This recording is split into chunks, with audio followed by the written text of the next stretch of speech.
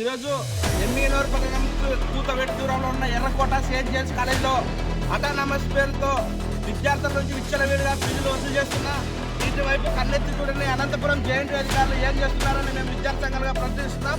అలాగే విద్యార్థులకు బస్సులు అయితే చాలా ఒక ఆడపిల్లలైతేమి మగపిల్లలైతేమి చాలా బస్సుల్లో అధిక సామర్థ్యంతో తోలుతూ విద్యార్థులకు తీవ్ర ఇబ్బందులకు గురి చేస్తున్న ఇక్కడ ఉన్నటువంటి యాజమాన్యం కేవలం ఫీజులు వసూలు చేస్తున్నారు కానీ విద్యార్థులకు ఎక్కడ అధిక బస్సులు కల్పించిన ఘనత లేదు.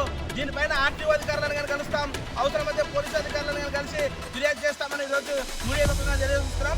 ఈ కళాశాలల్లో విద్యార్థులకు ఆర్టీసీ బస్సులు రాకుండా ఈ కళాశాల ప్రైవేట్ బస్సులే పోవాలని ఒక నిబంధన పెట్టి అధిక ఫీజులు బస్సుల ఫీజులు వేరే వాళ్ళు ఎక్కితే ఫీజులు కానీ కట్టాలని విద్యార్థులను మానసికంగా ఇబ్బంది పెడుతున్న కళాశాల యాజమాన్యంపై వెంటనే చర్యలు తీసుకోవాలని ఈరోజు మేము విద్యార్థి సంఘాలుగా డిమాండ్ చేస్తున్నాం.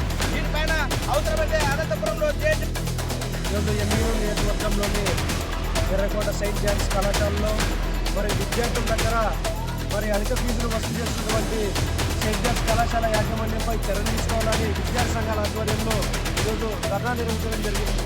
ఈ సందర్భంగా మరి ఒక్కటి డిమాండ్ చేస్తున్నాం, జేఎన్టీ అధికారులు తక్షణమే స్పందించి సెయింట్ జేమ్స్ కళాశాలలో మరి విద్యార్థుల దగ్గర మరి అనేక బ్రాంచులు ఉన్నా కూడా విద్యార్థి దగ్గర రకరకాల పేరుతో అధిక ఫీజులు వసూలు చేస్తూ మరి ఇక్కడ ఉన్నటువంటి విద్యార్థులకు బస్ సౌకర్యాలు కల్పించకుండా మరి బస్సుల్లో ఒక బస్తాల్లాగా బియ్యం బస్తాల్లాగా ఈరోజు విద్యార్థులను తరలిస్తూ మరి అనేక ప్రమాదాలకు గురయ్యే అవకాశం ఉంది. కాబట్టి తక్షణమే మరి విద్యార్థులకు అనుగుణంగా బస్ సౌకర్యాలు కల్పించి మరి అటానమస్ పేరుతో వీళ్ళు ఇక్కడ ధనార్జన ధ్యేయంగా ఈరోజు ఫీజులు వసూలు చేస్తున్నటువంటి సందర్భం ఇక్కడ కనిపిస్తూ ఉంది.